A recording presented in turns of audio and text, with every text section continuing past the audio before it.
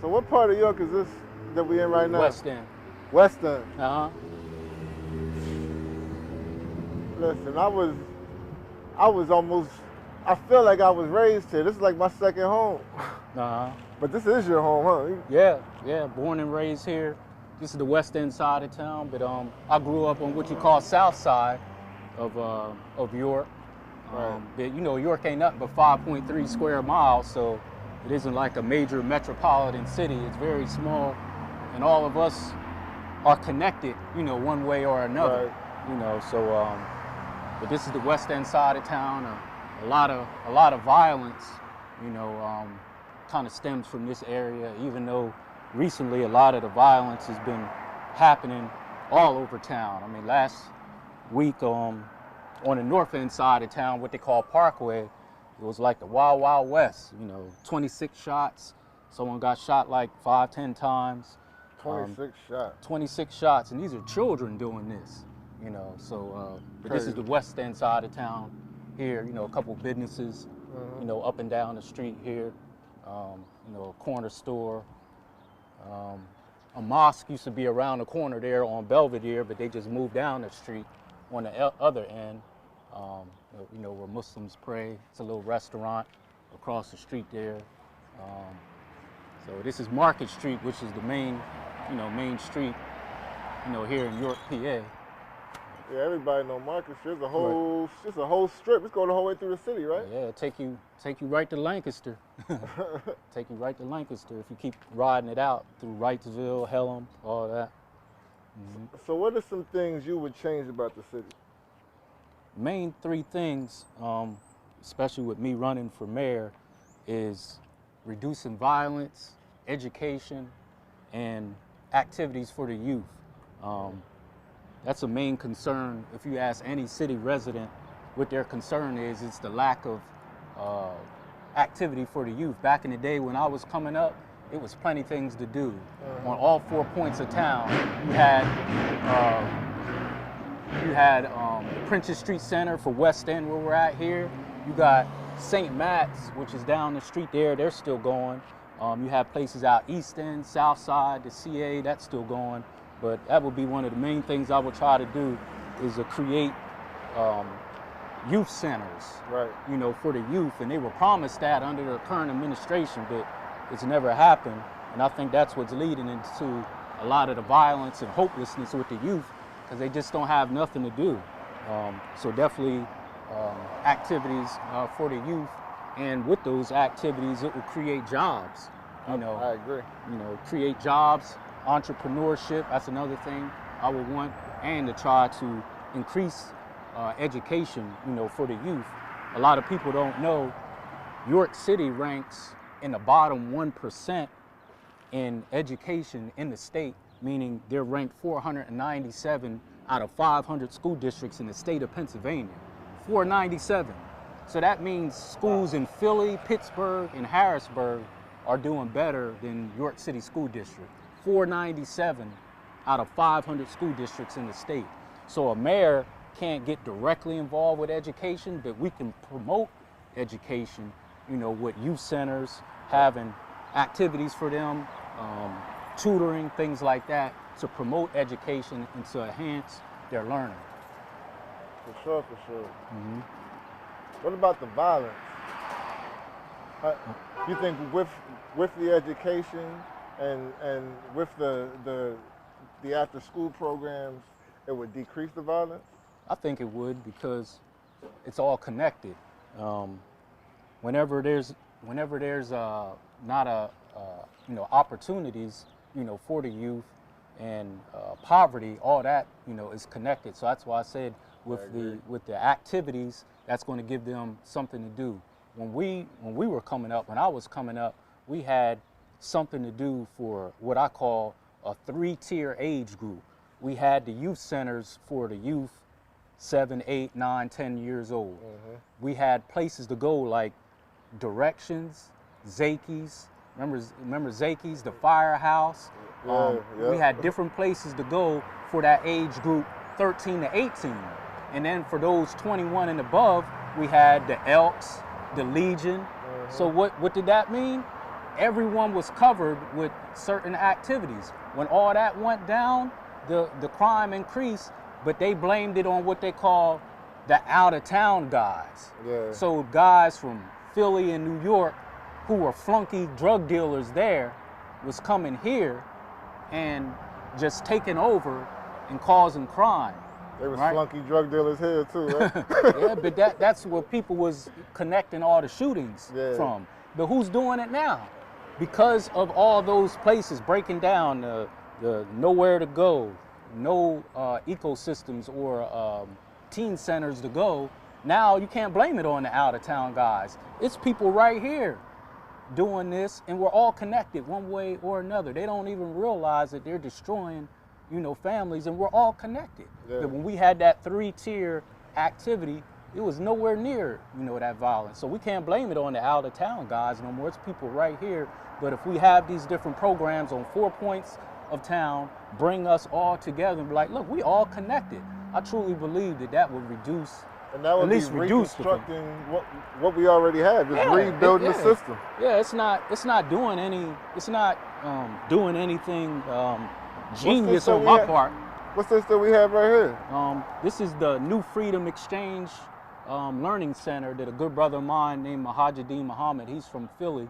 He came down, and this is a center that we have, and we do a clothing giveaway, and as the weather gets warmer, we're going to be doing outreach to the people. It's kind of like a spiritual place that we have for the Islamic faith, but it isn't just for Muslims, it's for the whole community. So he had coats and everything stuff here, and people can come by and get clothing. You'd be surprised, how people basic needs aren't being met. Right. We learned it in school. It's called the Maslow hierarchy of needs. Food, shelter, and clothing. If those things aren't met, you got the violence and the chaos that we're dealing with now. So we just try to provide, simple things like that. And we have a learning center inside, and we provide information and education on many levels. It isn't just, religious. It's spiritual and cultural.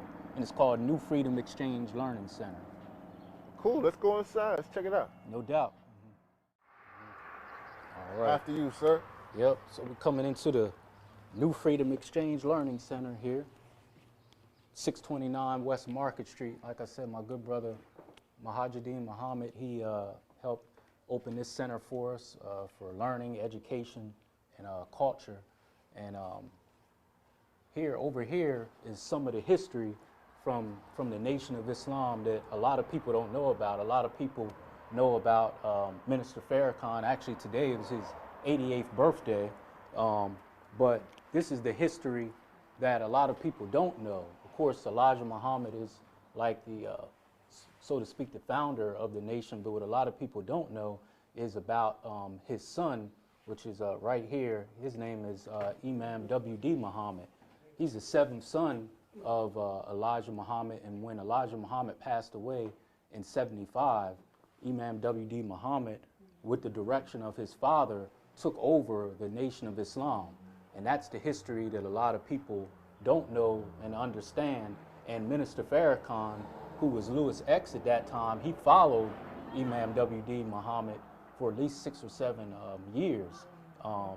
And where the split or the disagreement came in is that Minister Farrakhan felt as though W.D. Muhammad wasn't following the original teachings of his father, so he did what he called the rebirth of the Nation of Islam, and he brought it back to the way his father was teaching. But Imam W.D. Muhammad taught Islam in its natural form. He brought in all races and made it open to everyone. So it was kind of the way Malcolm, when he separated and when he traveled to Mecca. Mm-hmm. He found he understood Islam different. That's where the disconnect started. Right. But his among other things, Imam W.D. Muhammad went to Egypt. He learned the Quran. He learned Arabic, and when he came back, he kind of had a disagreement with his father about the original teachings. So he taught Islam the way that it should be. What's this picture right here? Is that Elijah Muhammad and Martin Luther King? Yes, that's Elijah Muhammad and Martin Luther King, a meeting at Elijah Muhammad's mansion back in '66 that a lot of people don't know. Martin started coming around with his culture and understanding. It about scared the daylights out of America, because remember, Malcolm was already gone at this point. Malcolm was assassinated in '65. So, you know, a year or two later, Martin started meeting with Elijah Muhammad, and what this meeting was about them coming together as Christians and Muslims and going into the black community together to reach the people. So that scared the daylights out of America, and shortly after that, he was gone. So knowing stuff like that, let me ask you this. Knowing that when there's people that look like us, that want to make real change and are on the cusp of making real change, this is what happens to them. Right. Because of the system that it's built on. Do you have any worries about that as you run to join into the system when you know that you're not of the system? No, not at all, because that's fear drives people's actions. You know what I mean? Right. If you're in fear, it's going to drive your actions. It's going to drive your thoughts, and that's why a lot of times we don't get nowhere as a people, because people are like, I'm not going to put my neck out there. I seen what happened to Malcolm. I seen what happened to Martin and many, many others.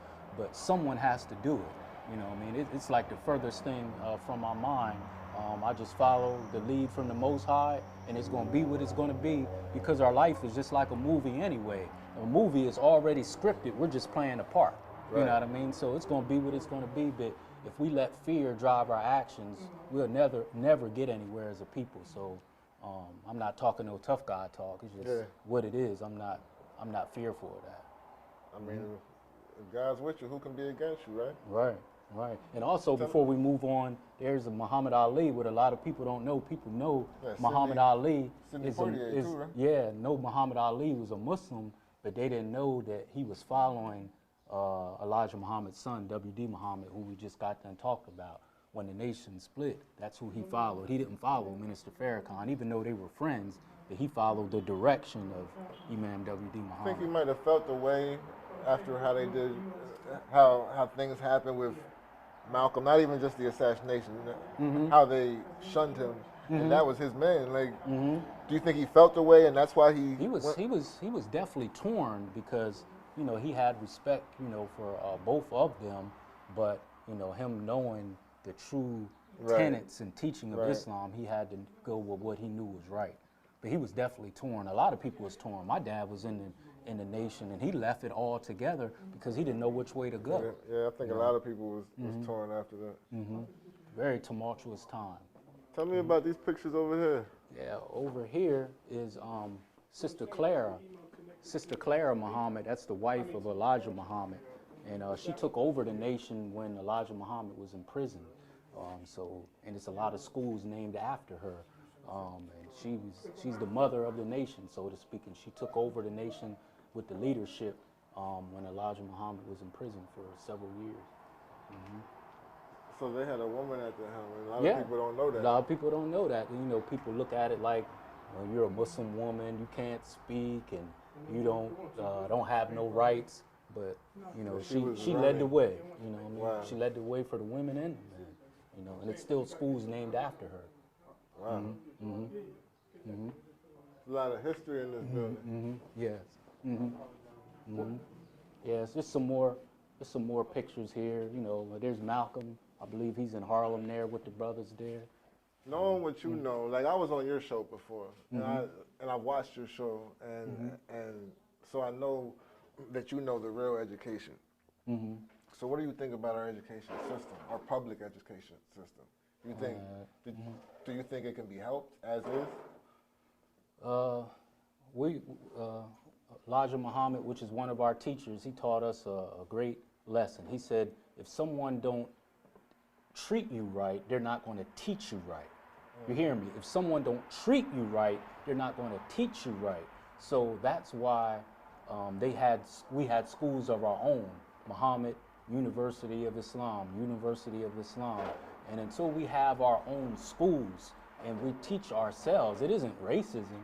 It's just what every other ethnic group does. They won't teach us our own history. Right. So they refuse to, you know, and they're not going to. I'm 100% with you. I think we do need our schools. Yeah, we need our own schools. We need to be taught, you know, our history, our true history, not a watered down version, but our true history. And I think it'll change, you know, the mindset of our people. Instead of our boys only looking up to these gangster rappers and all that, they will aspire to be chemists and engineers and archaeologists and things like that. But if they don't know that that's what they come from, you know. Now with those negative influences like hip hop and the stuff we seeing in the streets, you know, like when we was coming up, I don't know how, it's a little different now because, you know, people are actually working and have nice jobs, or at least jobs that can take care of their homes. But when we was coming up, like we saw the dudes who had money, they was all hustling. Like, so we all looked up to the wrong stuff. Do you think, what can we do to help ourselves? Like there's a lot of stuff that the system is doing to us, but what can we do to help us? The U word, right? Unity. You know what I mean? Unity in education, but it all has to be based around economics. Any ethnic group that is prosperous and self-sufficient, because that's the main thing that Elijah Muhammad taught, was do for self. Do for self. And even before him, Marcus Garvey said, you know, do for self. It's 4 things that an ethnic group needs to be self-sufficient: a bank, a hospital, a school, and a market. Yeah. This man taught us all those things. Anytime you're self-sufficient, you need those 4 things to be self-sufficient: a bank for your finances, hospital for your health, a market for food, and school for education. For the most part, black people don't have any of those things. We are depending on others, and that's why we're not getting anywhere. You started out with the education. We don't have our own schools. We're begging them just to teach our history.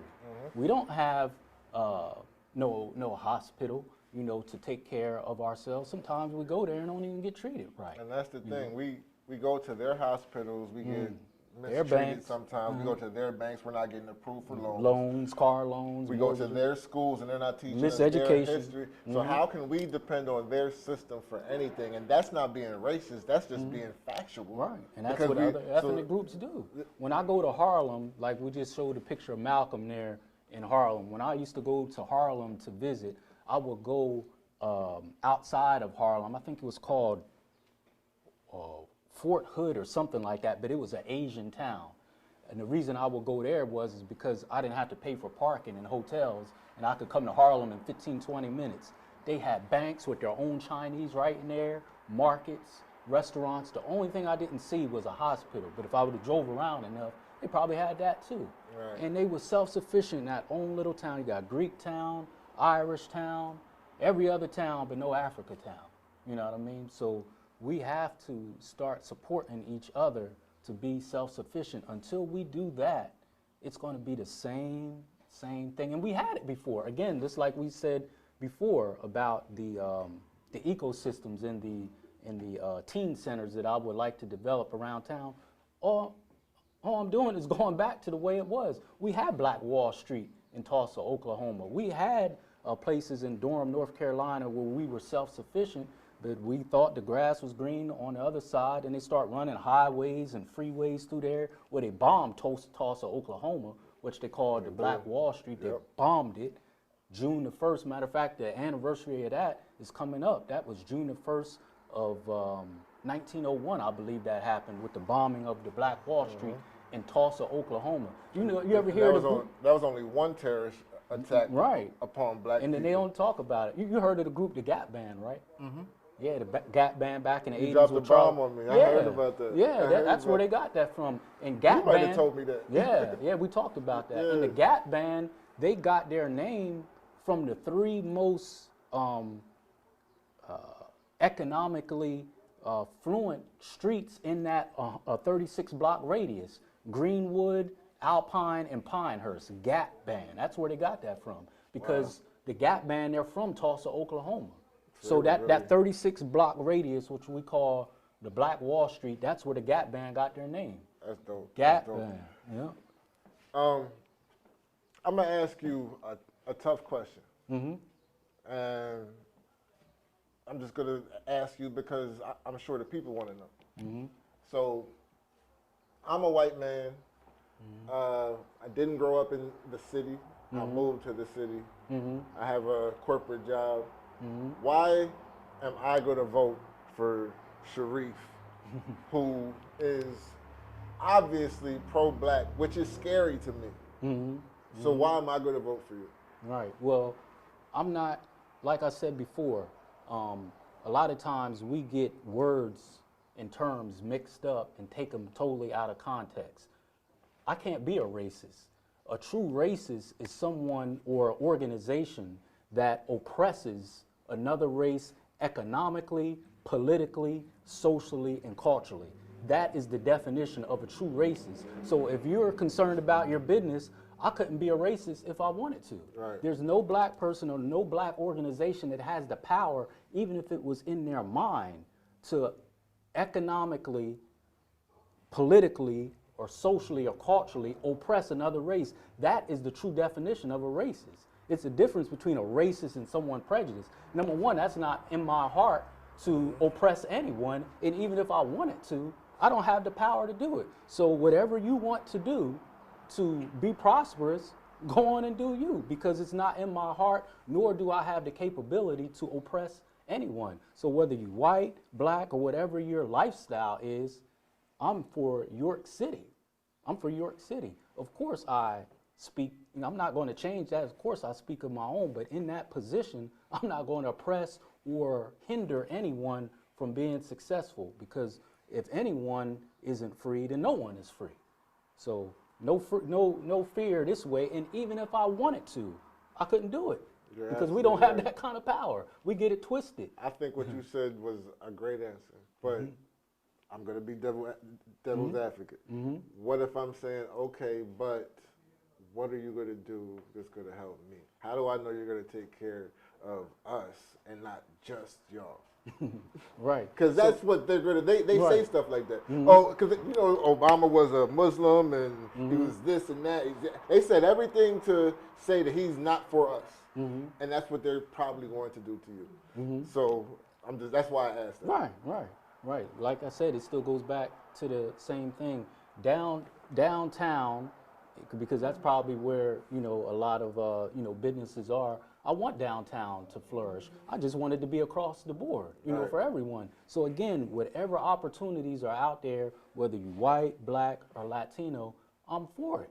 I'm not going to block it, because that's going to make everyone flourish. That's going to bring business in. There's nothing in my heart or in my plans to hinder anyone. I can't make it any more, you know, clear than that. Then the opportunity is going, it's enough of the pie to go around for everyone. But it's not right for all the businesses to just be flourishing downtown.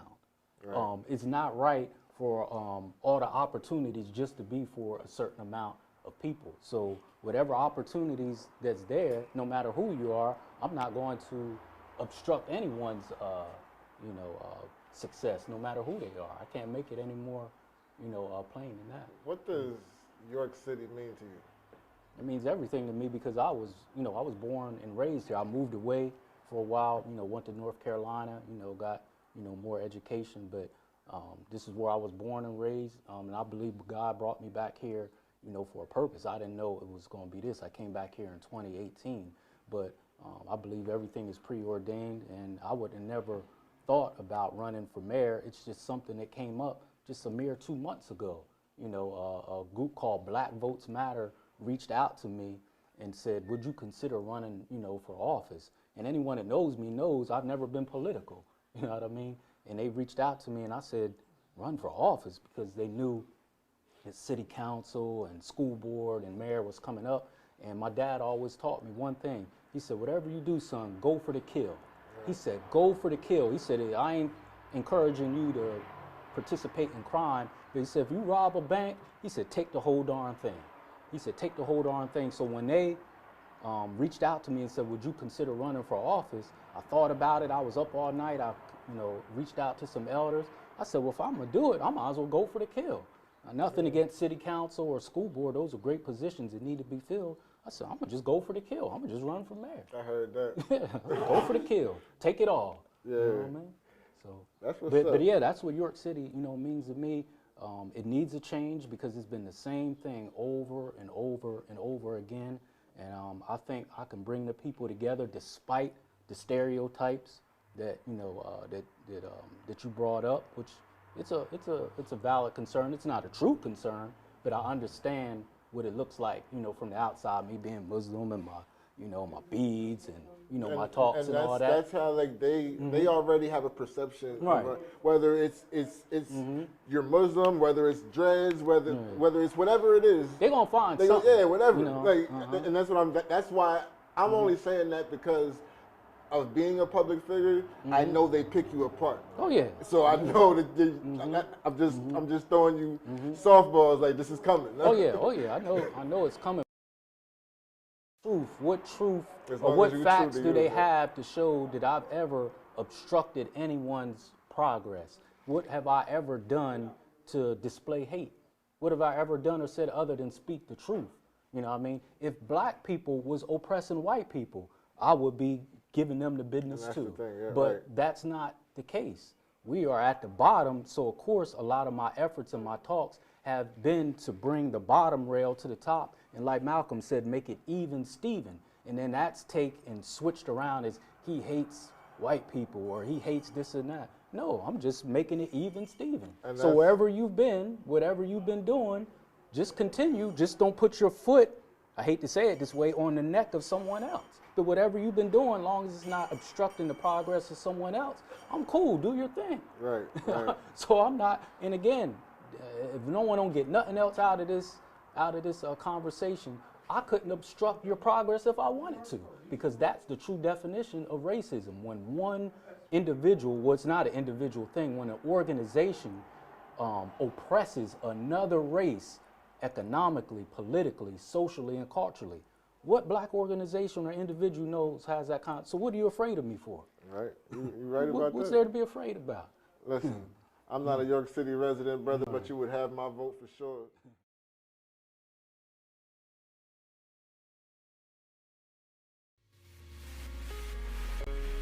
Right Way Home Care is a non-medical home care agency. We specialize in personal care, light housekeeping. We do medication pickup, groceries.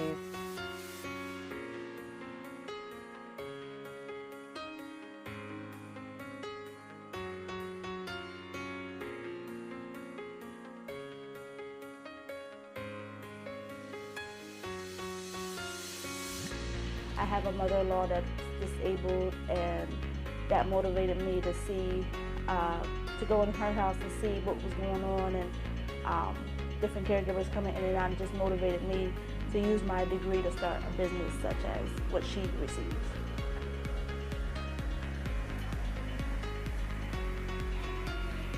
So I've been doing healthcare since 2007. I go into nursing homes, I do skilled care.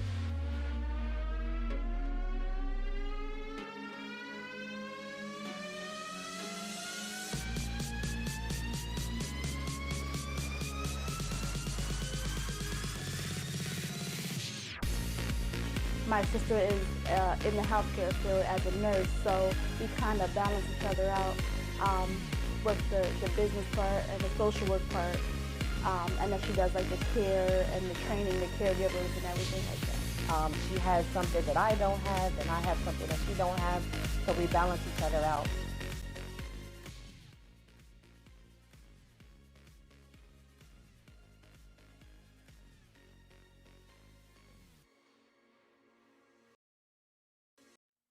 So the system is designed that it hasn't worked in our favor. We know that it's designed not to work in our favor. You want to touch on that a little bit, because I know that you're jumping into that system. So knowing that it's designed, and even as mayor of York City, we can't fix this. The system's a countrywide. This is a corporation. Right. What do we do about that? And what do you think about systemic racism? Well, it definitely exists. I mean, and the thing is that some of us are still in the matrix or being driven by outside forces to say it isn't. President Joe Biden made a speech last week about what he was going to do for the whole country, and he kind of danced around that issue. Then the only black senator, Tim Scott, said that America isn't a racist country. Then Vice President Kamala Harris echoed that same sentiment and said that America isn't a racist country, which is one of the most ridiculous and reckless statements that I've heard Which was honestly, in recent years. I wasn't shocked to hear her say that, but that was something like the Kamala Harris that I watched on the trail, and like she was not that. And now that she's in that office, she's following suit. That was lame. But it's obviously systemic racism. The mayor is the mayor of York City, not York County, not the state, York City. But that's why we were talking about earlier about making it even Steven with businesses and things to do for the youth, because all those things tie into systemic racism. Racism isn't an individual thing. People think, oh, he called me the N-word. They think that's racism. Yeah, no, that's prejudice. Systemic racism affects us in every single way, in every facet of life. And we don't understand that America has never done anything to solve the problems of black people. Nothing. No, you're right. You're right. You're exactly right. And that goes to the education system. It goes to the judicial system. Like we don't get a fair shot in any of these things. Like it's proven by numbers. Like this is not an opinion. This is fact. We know this. We know the system is designed to work against us. So people automatically, like Kamala Harris, who I was a supporter of actually when she was running, but people were hard on her because she was a DA, because she was Attorney General. She did lock up black people. But here's my thing with that. I think more of us need to be inside that system. And was she locking up innocent black people? I'm sure probably a few of them, but was she doing her job? Like, it's probably a little bit of both. You know what I mean? I don't know, case by case, but that's why I stepped, took a leap of faith, so to speak, and stepped into an arena that I really never was for. I'm just be honest. Anyone that knows me knows I never talked politics. I was more into us doing for self, but we got to get our foot inside of those arenas to try to make a difference. But one thing that I'm doing different that's never been seen before or done before in this city and really nationally, I'm running as an independent candidate.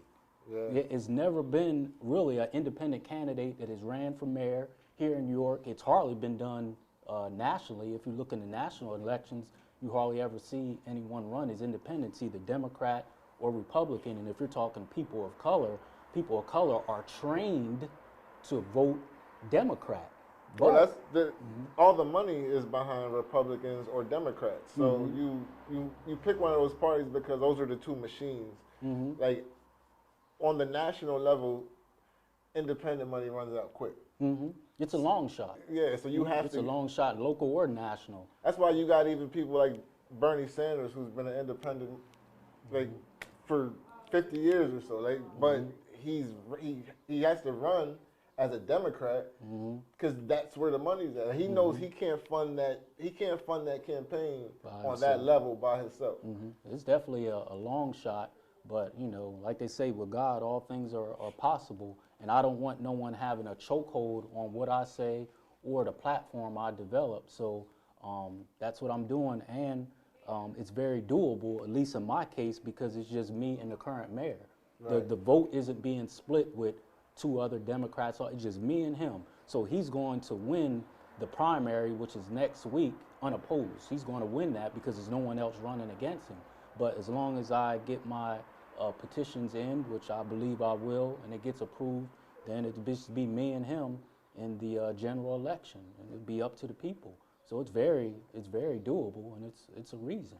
It's a long shot. It's not easy to do because of the reasons that you mentioned, because of the lack of money, and people are so trained, to vote Democrat. But it's very doable. If people want change, we have to do something unconventional, and we need someone unconventional to make change. If we keep doing the conventional things, then we'll keep doing the same thing. And what do they say? When you keep doing the same thing over and over and expect different results, that is insanity. Right. So that's been my slogan the whole time. We need someone and something unconventional to bring change. And I've been one to vote mostly Democrat for the past for as long as I've been voting. But I did vote Bernie Sanders in the primary. But like nothing happened. He lost because the machine had the money and it was what it was. But I've been a big supporter and outspoken on my show about we need more than two parties. I'm definitely not like Democrat, Republican. That is dead because they put you in a box. It's like if you're against abortion, you're Republican. If you're for abortion, you're Democrat. If you're for guns, you're Republican. What if I like guns and I am against abortion? What if I there's stuff on both sides. I'm like, you can't tell me what I am because that's what y'all said. And that's why it doesn't make sense because I know for a fact the majority of the country feels the same way. And if we're talking about people of color, our people used to be Republicans. That was the only party. Martin Luther King was a Republican. Harriet Tubman was a Republican. Many of our freedom fighters were Republicans. It wasn't until after Reconstruction and then with the Civil Rights Bill. I'm about to say the Republican Party switched over when Lyndon B. Johnson signed that Civil Rights Bill in the 60s. And they never changed. When he signed that Civil Rights Bill, the whole South never voted for him again because that's where you know it's in the South. And I'm glad you brought him up. When the Civil Rights Bill was signed in 1965, he was the Democratic president. You can get this book. It's called Inside the White House. He said, I quote, "We'll have these N-words voting Democrat for the next 200 years and nothing will change." He said that in the book Inside the White House, Lyndon B. Johnson. Because he was racist himself. But he knew he had to follow through with that because of the momentum it already had. And JFK got killed, and they know that was big for him. Like, JFK was pushing that. So he had to, it wasn't like Lyndon B. Johnson was for us.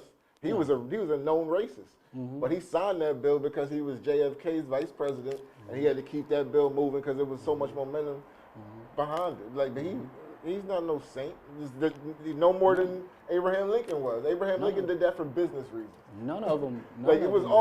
Everything was business. None of them was like, oh, we got to save black people. Like, that was never the reason for any of these presidents. There's never been a president that has stuck up for the oppressed. Not one. Name me one president that has stuck up for oppressed people, whether it was Democrat or Republican. We've been getting the same thing. You can get the book 100 Years of Lynching or Without Sanctuary, when black people was hanging on trees being lynched for looking at white women. It was Democratic presidents. They said and did nothing. So neither one of those parties have done anything to stop the oppression of black, brown, and Native American people. Sorry to burst your bubble. That's why I can't sign off on that. I'm here to reform the Democratic Party and make it for all and not us being locked in a box and be going off of these labels and titles. How about it be even Steven for everyone? Even Steven for everyone without no labels or titles. That's why I'm running, is independent, and hopefully even if I don't win, I want to set a new trend that hopefully will go national, because now it's getting out there. So that's what I want to do. What's your family think about you running? They're pretty much behind it. I'm pretty much my own man. You know what I mean? Very busy. Not as close with my family as I would like to be. My father is deceased, and my mother has dementia, so she doesn't know what's going on. And both of my blood siblings are deceased. So I've experienced a lot of death, in my life. So I'm kind of like out there on my own. My family is more the community. Right. That's really my family. You've been getting heavy support from them. Yeah, heavy support. And my One United York Facebook page, so those can go to One United York, ONE United York on Facebook.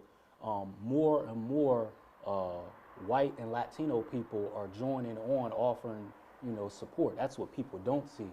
And it warms my heart because the notion that I'm just for black people, that I hate, white people, I hate people because of a certain lifestyle they may live, that Facebook page is bearing witness that that's false. I mean, more and more white and middle-aged white family is joining on, offering their support. But unless you go to that particular Facebook page, you wouldn't see it. But I had a white gentleman from Florida reach out to me the other day and said how proud he was of me you know, of the work that I'm doing and me, you know, taking a bold step like that. So it's broadening despite what people think. You know, I wonder why Muslims get the stigma they do in the mainstream media and politics, but Christians don't, and they have most of the same beliefs. They just go about the belief in different ways. You know what I mean? Like a lot of the principles of both. Like I've been both, so I know. Like so, the principles are very similar. So it's crazy to me that Islam is painted in such a bad light, but Christians it's just normal. But like you know what I mean? Like it's just weird. Like the media will make you believe that one thing is bad if they want to. But if you really know, like if you know the facts, it's like, and I know the whole 9/11 thing. There was that, but come on, like there's been mass shootings and they've been they did it in the name of Christianity. Like so, it's crazy how they paint it. Well, Malcolm told us. He said the media is the most powerful entity on this planet. It can make your friend seem like your enemy and your enemy seem like your friend. He said it is very dangerous but powerful entity. So they always are, you know, putting Muslims in a bad light. You know, keep showing 9/11, showing the the supposed terrorists and all that, but they're not following Islam. But then right here in America, it's the most violent country. The KKK in the has world. crosses in all of their buildings. Like, literally, like they have they burn crosses. But nobody talks about that. That's a Christian, or they say they're a Christian organization. So that's what's crazy to me. Like it's about religion when they want it to be about religion. There's bad people in every walk of life, every walk of life, and there's good people in every walk of life. People would misrepresent, the faith, but they make it seem like it's just Muslims or whatever. And Malcolm gave another powerful example about the power of the media. He called it the criminal element. He said the media makes black people seem like 90 to 95% of us have a criminal element. So then that gives the police the reason and excuse to come in to stop and frisk, the terrorism, the unjustified shootings, because they unpainted us as a criminal element, that 90 to 95% of us have a criminal element, then that justifies them coming in and doing what they do. First off, on any news channel, if it bleeds, it leads. If it bleeds, which is usually a murder, homicide, rape, whatever, they usually come to the inner city. So who are they putting the cameras on black and brown folks, and that's what's leading every news in every city in America. Then we have hip hop, so we doing it to ourselves because we are glamorizing the it ain't used to be. It ain't used to be that way. You're you right. had Public Enemy, Big Daddy Kane. We had the Tribe Called Quest, De La Soul. What were they talking about? Just what we got them talking about: business, black women are queens. Education. We didn't even know what we were saying half the time, but we was repeating it. You know what's funny about that you just said is when they were doing that, they was getting in trouble with the FBI. Remember, they was getting investigated by the government, and they made a big deal about that kind of stuff because these people, and it was only the NWAs, the Public Enemy, the groups that was empowering us was getting problems with the government, and now everybody, and I like some of the new music, but most of it has the same message now. Like they won't put you on the radio now if you have a positive message. Right. Yeah. Good old Jerry Heller. And Ruthless Records came and destroyed, all that and brought in, gangster rap, calling women bees and hoes and the guns and all that. And it just took down the mindset. You got youth going to bed at night with earbuds in their ears, listening to that. That's going into their psyche. And one other thing we talk about, my normal job, I'm a therapist. So, that's what I do. I work in mental health. So I know the detrimental effects of the music, the culture, the violence is trauma. It's trauma on top of trauma. And again, back to the systemic racism, America hasn't solved not one single problem for black people. Not one single problem have they solved. They've only perpetuated it. Why? Because it's too beneficial for them. You got filling up the morgues with black and brown bodies, right? The judicial system, judges, constables, fines. It is beneficial for what they call black on black crime, even though there's no such thing as black on black crime. They like it's putting beneficial. they like putting band-aids on bullet wounds and then get mad at us because it didn't stop bleeding. Right. Like it's like this country was designed from the rip for us to fail, and then you get mad because we're failing, and then get mad that we're complaining about failing. Well, that goes right back to the devil's advocate question you asked me. They're going to say that you're black conscious and you're only for. I'm only speaking to what's destroying human beings. If it was white people suffering like this, I would say the same thing. So why are you getting upset at me? Why are you trying to label me and flip the switch on me when all I'm doing is speaking about the ills that you're perpetuating on unoppressed people? If you weren't doing these things, it wouldn't be nothing for me to talk about. That's a fact. All I'm trying to do with the little bit of voice that I have is make it even Steven. I'm not taking away from another human being. I'm not oppressing another race. All I'm doing is trying to make it even Steven. Hate is wasted energy, and I don't have no hate. I don't have no energy to be wasting. So I don't hate anyone. I don't hate anyone for their lifestyle. They try to bring that up on me, that I don't like, that I'm homophobic. That's what they came out with a couple of months ago. Probably because you're a Muslim, so they probably just assumed that. But look at the word. Just like I had to debunk that word racism. If you look up the word homophobic, that means someone that has extreme fear and hatred for someone that's homosexual. Number one, I don't fear no one but the God above. And what have I done to show hate towards homosexuals? Right. Nothing. That's what the actual definition word homophobic means, an extreme hatred and fear for someone. I don't fear no one but God, and I've never done any. I got family members who are homosexual. I got friends right here in York in the political realm that have came out openly and said that they're gay. I have a mental health walk. I invited them. I ate dinner with them. Now, are you asking me, do I agree with the behavior? No, I don't, and I'm not backing down with that. Right. But just because you disagree with something doesn't equate to hate. That's their trickery.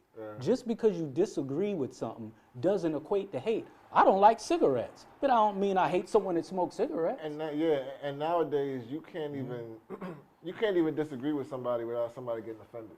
Right. And that's a touchy one there. And I'm not even talking about sexuality or religion or anything, politics, anything serious. Like nowadays, when you disagree with somebody on social media about their opinion, either you're hating or you're bullying or something. And it's like, I just have an opinion. Right. Like if, let's say I think, whatever, this might be mean, but let's say I think your sneakers are trash. Like if I think your sneakers are trash and you think your sneakers are fly, it shouldn't matter to you what I think they are. You're wearing them. That doesn't equate that you hate that person. Exactly. It's just that you disagree, but that's what they're trying to change it into, because they know that that's a sensitive topic. They know that that's going to try to drive people away from me. So it came up before, and I'm ready for it to come back again, but I'm going to answer it the same exact way. Look at the definition. What is the definition of a homophobic? That either one of them doesn't fit me either way. I don't fear nothing, and I don't hate anyone. Just because you disagree with something doesn't equate to hate. But that's the tricks that they try to do to try to drive people away from me. When I was on your show, we talked about another race issue that you said is kind of here in NYC. I said that I came up a little different, but I can see what you're talking about. You said there was kind of like the black and the brown community don't really mix out here, and you were surprised to see how cool we are in Lank. But in Lank, like at least with me, I can't speak for everybody else, but when I came up, like we was all together. Like they might have, like when they was with their family, they was with their family, we was with our family, but we chilled together. Like so it was never an issue. But you saying like y'all don't even deal with each other at all out here. I can't say that across the board, but the way it should be is close-knit we are. I mean, it's only one major high school here, and, you know, it's like Pine Street, Queen Street is for the Latino people, and, you know, different areas is, you know, for us. We had that in Lank, too. We had that, but I'm saying, like, But we don't blend together. We don't would, rock together the way like we I should. had the homies that I'm calling and they're coming to the crib. Like that's we was that cool. But you saying like that's not here. They don't Not across the board, but we're not together the way that we should be, and it's still a breakdown. It's still a disconnect. So from my experience, my observation.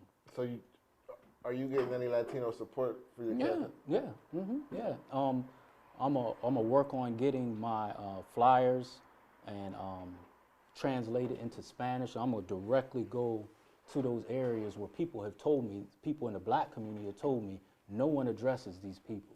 You know what I mean? So I'm going to go to them and break that barrier. A priority. Not only is it a priority you should reach those people, it's a priority that we need to create that bridge because there is no politics out of it. Yeah, there is no forget the politics. There's no divide. There should not be a divide between our communities. We speak different languages and maybe eat different foods, but we are very similar. Like, historically. Like, you know what I mean? Like, yeah, like it's like it should not only should it not be that divide, but the system is against all of us. So why are we like we should not have no beef?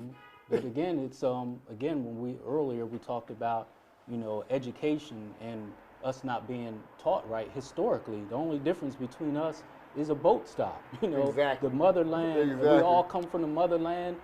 Our brothers was dropped off in the islands, and we were brought here to what they call the hells of North America. And then in the 1970 census, they made up the word Hispanic. There's no such thing as a race of people called Hispanics. There's no such thing. Every race of people has a land that you can trace that race of people back to. So what's the homeland of Hispanics? There is none. And that's why French people are from France, right? Italian people are from Italy. African people are from Africa. So what's the homeland of Hispanics? There is none. And that's why they tried to shorten it and started calling people Spanish people. There's no you're from the only Spanish people are from Spain. Spanish is a language. But So there's no race, no such thing as a race of people called Hispanics. President Nixon made that up in the 1970 census. All the titles. Politically, so we wouldn't be together as one political force to divide us. That's what you can look it up. In the 1977, 1970 census, they made up the term Hispanic. There's no such thing. Politics, religion. As long as them three things is on the table, we'll never be together. Because those three things will keep us divided. Look at Carmelo Anthony, Afro-Latino. Fantasia, Afro-Latino. Mariah Carey, Afro-Latino. I've been Roberto to Clemente. Not just Puerto Rico. I've been to Mexico. I've been to Colombia. I've been to. There's people that look like us and darker than us. Yeah, like us. Like it's not like they are. It's just a culture. Like, but if they didn't have those titles, there would be no beef. Right. Like the only beef is the fact that we're divided by you're Latino, you're black. You're white, you're Asian. It shouldn't be that. People that call themselves Dominican, they think they're from somewhere. No, you're African. Yeah. And there's no such thing as a Dominican. Every single person could be traced back to Africa, and if we focused on that, we'd be more together. It would bring the human race together, and actually, that's one of my coaching teams is Mayor that don't get talked about a lot. A coaching team for diversity, where every single person in York City will be taught each other's culture, white, black, Latino, Native American. And what that will do is it will get rid of superiority and inferiority. So it won't be no white superiority and it won't be no black inferiority. That is one of the coaching staffs. I have about 10 or 12 of them. A coaching staff on diversity where year around everyone's culture will be equally taught, which will get rid of superiority and inferiority at the same time. So anyone out there want to say, well, what are you going to do for us? Well, right there, we'll get rid of that inferiority or superiority complex. And then eventually I would like it to spill over into the schools, but a mayor has limited power in the school system because that's state run. But in the society, in the community, we can. For sure. Tell everybody where they can reach you, how they can support you, give them all your info. So, of course, my Facebook page, a lot of people know me by that, is Shareef Hameed on Facebook, ShareefHameed on Facebook. That's ShareefHameed on Facebook. And then my campaign page for me running for mayor is One United York, ONE United York on Facebook. One United York on Facebook. That has all my campaign, my whole platform, what I plan to do for the city, the finances, business development, coaching staff for the elderly, the youth, reducing crime. We want to set up a special task force unit to solve unsolved murders and unsolved crime. And I announced that before the police commissioner announced it a couple of weeks ago. People got it twisted. No, I said it before him. And then he talked about a task force that he identified, all these people who supposedly supplying the guns to the youth. But when I announced I was running for mayor, I said we need a special task force unit to solve unsolved crimes and unsolved murders. And I want to implement a law that's not being used and enforced. Aiding and abetting. My undergrad is in criminal justice and my master's in counseling and therapy. Aiding and abetting is when someone assists in a crime. So all the people out there that your 14-year-old son got an AK-47 hid under his bed, and he got a couple bodies on that gun, and you ain't saying nothing, and you're hiding them out, I'm coming for you if I'm the mayor. So the aiding, yeah, anyone. Sheesh. Anyone who is aiding and abetting in crimes here in York, and if I find out about it, not only is the shooter going down, but those who that's a crime on the books. It's called aiding and abetting, when you assist or even if you incite or give the idea for a crime. Like say Bob and Jim go rob a bank, they wipe them out, but Joe is the one that planned it all. It's just that Bob and Jim robbed the bank. That's aiding and abetting. If Joe wasn't there? Even if he wasn't there, if it was his idea and he drew up the map. What if Joe is black? Joe's going down too. Oh, bro.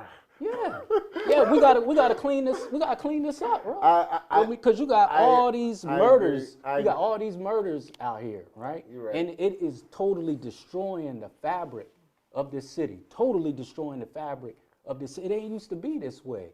And if you are for the community, but you're harboring a criminal and assisting in it, then I wouldn't be, like Mint Condition said, what kind of man would I be if I lived unfaithfully? You know what I mean? What kind of man would, they got to go down, and that will stop this overnight, because you're destroying how's that helping the community when you're aiding and abetting in murders? Here's my thing, because I dig what you're saying as far as cleaning the city up. But part of me saying is probably the old me, but part of me is also if my child is on the run and I know where he's at, I'm not giving him up to nobody. That's period. For anything. I don't care what. No, I'm not anything. There's certain stuff that I'll be like, all right. But like if it's something that most kids get into, or he just did something stupid, I'm not giving my child up for nothing. I'm talking about murders. What if he's murdering, blinging people left and right? You know it, and you're. If he's out here being a serial killer. Yeah. Well, that's what's going on. All right. It is children running around here knocking people down left and right. I'm not writing on my son. Yeah. I'm not my. I just can't. I can't do. But I understand what you're saying. But it's got to be a line drawn. I can't even imagine picking up the phone to call the police and saying my child is here, come get. That's not even that would break my heart to even do that to my child. Like especially knowing that they're going away forever, I couldn't do it. But as a mayor, you can't think like that, and I understand that. So I dig it. Because as the mayor or any leader, you have to look at what's best for the whole community, and that's what's taking us down. Is I call it an occult to personality disorder, where we get fixated on personalities instead of what's best for the community. So if someone is a cancer in the community and they're destroying the whole community, that has to go. What about, And look at That's- look yeah. at look at What the you're saying is, like- look at the family. What goes on in some of our families? We all got family members that most of us got family members that we know. It's some Uncle Festers in the community. Yeah, no, I'm turning my like destroying the whole yeah. family, and we still quiet. If I knew anybody as an adult, if I knew my child, uncle, brother, if they was molesting kids, I'm turning them in. And matter of fact, they catching it from me, and then they got it. But So like, what's the difference between that? So you said if it's a family member and we know this happens, and that comes from slavery. We didn't come over here molesting each other. That is learned behavior. That's learned behavior. So if you got a family member who's destroying the fabric, the mind, and the well-being of the whole family, remember the community is supposed to be what? Like a village. And you know someone is destroying the village by killing people, causing trauma. What's the difference? If my child is out here like the DC sniper, then he's not coming back to my crib. I'm not hiding him. I'm not. That's what I'm talking. That's what I'm talking about. But if my child got into something and got into a fight and it got too far, that's a whole different level. I'm not turning my child in. Like I'm not doing that. And but you're not gonna be out here killing the whole city. Right, like I'm not doing and that. that's what I'm talking about. What we're experiencing right now, it's at an epidemic level. It's a shooting almost every other day. We had a triple shooting just out Parkway just the other day. 2 weeks ago, it was 26 shots there. Children could have been walking by. And it's people in this community that know their children are doing these things, knowing they got these high-powered weapons, and it's destroying the fabric of the city. And it's got to be a line drawn, and someone has to stop it. And you know what? You're exactly right. Because, and even thinking about it, because I remember being that kid and running around with the kids that was doing that kind of stuff. And we're not even thinking about what it's doing to the city. It's trauma. And on our top of parents and it's coming in the generation after us. And not even just the ones who died, but the ones who in jail and still in jail from back then. Like I got friends that's in jail from the 90s. And it's like, yo, I've been out here getting gray, having kids, and you've been in jail since we was 20. Like, and that part and the murder, it's two families still losing somebody. And it's so I dig it. I'm still not turning my kid in. But I appreciate you, bro. Thank you, bro. Appreciate you.